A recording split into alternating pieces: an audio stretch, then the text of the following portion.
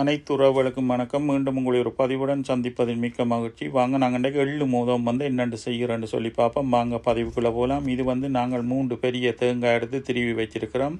அதை விட 1.5 கிலோ சர்க்கரை எடுத்து வச்சிருக்கிறோம். இந்த எள்ளு மோதம் நாங்கள் தனியாக சர்க்கரை தான் போட்டு செய்ய போகிறோம், சீனி ஒன்றும் சேர்க்க போகிறோம் இல்லை. அதை விட 3 சுண்டு அவித்த மைதாமா, அதோடு சேர்த்து 1 சுண்டு அரிசிமா. மற்றது 750 கிராம் தோல் நீக்கின எள் எடுத்து வச்சிருக்கிறோம். இந்த எள் இப்படி நல்லா க்ளீனாக இருக்கணும், தோல் ஒன்றும் இருக்கக்கூடாது. இப்படி பார்க்க நல்ல வெள்ளையாக இருக்கணும், அப்போ தான் நல்லா இருக்கும். மற்றது ஒரு 20 ஏலக்காய் எடுத்து வச்சுக்கோம். இந்த ஏலக்காயை நீங்கள் உரலுக்கு போட்டுட்டு நறுவலாக இடித்து போட்டு சேர்த்துக்கொள்ளுங்க.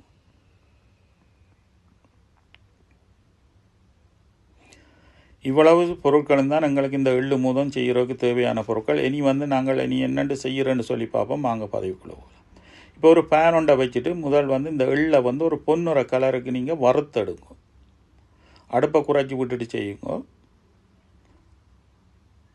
அளவான சூட்டில் வச்சு வடிவாக வறுத்தெடுங்க.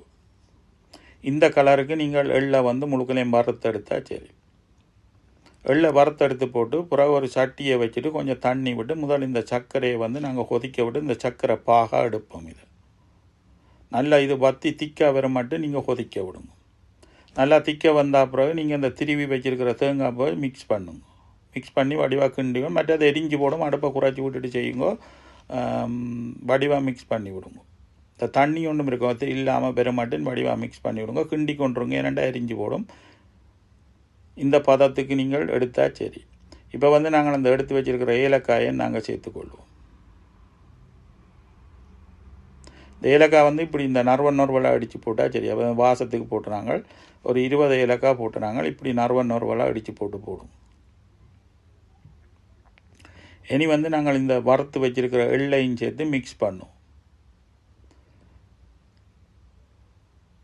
இது தண்ணி தன்மை இல்லாமல் வர மட்டும் வடிவாக மிக்ஸ் பண்ணி எடுங்க. என்னென்னு சொன்னால் மோதத்துக்கு இந்த உள்ளுடனுக்கு நல்ல கொஞ்சம் இதாக இருக்கணும், ட்ரையாக இருந்தால் தான் எங்களுக்கு நல்ல பதத்துக்கு மோதகம் வரும்.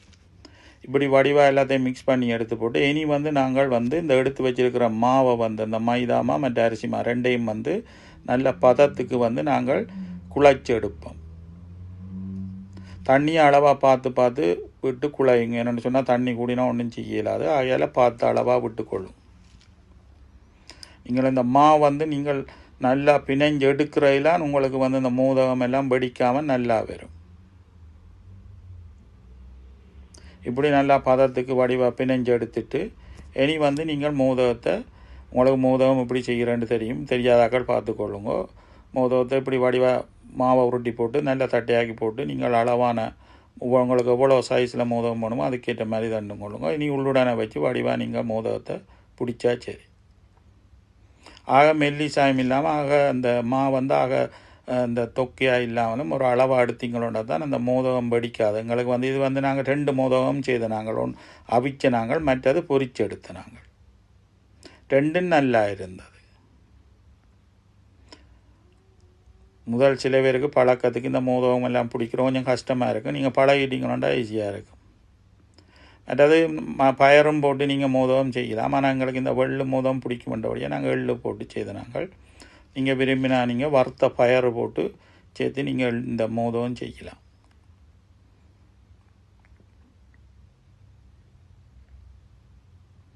முதல் எல்லாத்தையும் எள்ளும் அந்த மோதகத்தை வடிவாக பிடிச்சி வச்சுட்டு அதோடு நாங்கள் கொஞ்சம் கொழுக்கட்டையும் செய்த நாங்கள். அது ஒரே உள்ளுடன் தான், அந்த ஷேப் தான் வித்தியாசம். அதுவும் கொஞ்சம் செய்த நாங்கள்.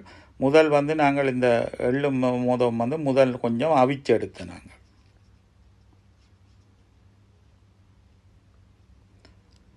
இந்த ஸ்ட்ரீமரில் வச்சுட்டு நீங்கள் இந்த புட்டு அழுதுகள் அவிக்கிற மாதிரி மோதகத்தை அவிச்சு எடுத்தா சரி.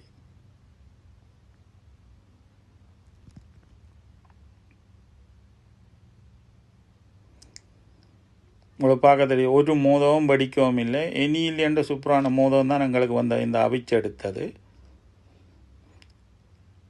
கொழுக்கட்டையும் அப்படித்தான், ஒன்றும் வெடிக்க இல்லை, நல்லா தான் வந்தது. நீங்கள் எல்லாத்தையும் இந்த கணக்கான பதத்துக்கு எல்லாத்தையும் செய்து எடுத்தீங்கன்னு சொன்னால் நல்ல மோதகம் உங்களுக்கு வரும். இந்த மாவெல்லாம் பிணைகிறதெல்லாம் இருக்குது. மற்றது இந்த உள்ளுடன் நீங்கள் நல்ல வடிவாக கரெக்டாக மிக்ஸ் பண்ணி எடுத்தால் தான் உங்களுக்கு இப்போ வந்து நாங்கள் பொரிச்சு எடுக்க போகிறோம். இப்போ ஒரு சட்டியை வச்சுட்டு எண்ணெயை கொதிக்க விட்டுட்டு அதே மோதகத்தை நாங்கள் பொரிச்சு எடுக்க போகிறோம். அவ்வளோதான் வித்தியாசம். இது ரெண்டும் செய்து நாங்கள் அவிச்சும் எடுத்த நாங்கள், மற்றது பொரிச்சும் எடுத்த நாங்கள். 2 மோதகம் மெனியிலேண்டு சூப்பராக இருந்தது.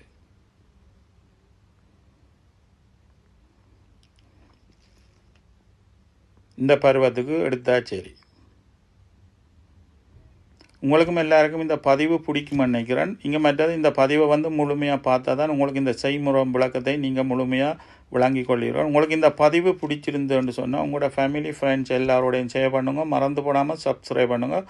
அதோட வந்து அந்த ஓல் என்ற பட்டனை கிளிக் பண்ணினா தான் நாங்கள் போடுற ஒவ்வொரு வீடியோவும் உடனுக்குடன் உங்களை வந்தடையும். மீண்டும் ஒரு பதிவுடன் சந்திப்போம். நன்றி, வணக்கம்.